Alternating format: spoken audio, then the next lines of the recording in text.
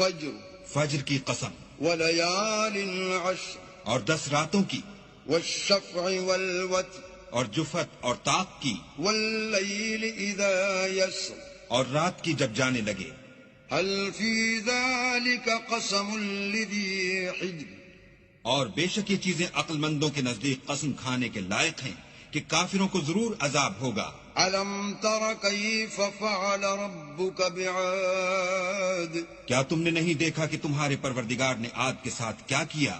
إرم ذات العماد جو ارم کہلاتے تھے اتنے دراز قد، التي لم يخلق مثلها في البلاد کہ تمام ملک میں ایسے پیدا نہیں ہوئے تھے. وثمود الذين جابوا الصخر بالواد اور سمود کے ساتھ کیا کیا جو وادی قرا میں پتھر تراشتے اور گھر بناتے تھے. وفرعون ذي الأوتاد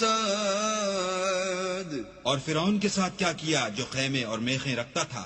الذين طغوا في البلاد یہ لوگ ملکوں میں سرکش ہو رہے تھے فأكثروا فيها الفساد اور ان میں بہت سی خرابیاں کرتے تھے. فصب عليهم ربك سوط عذاب تو تمہارے پروردگار نے ان پر عذاب کا کوڑا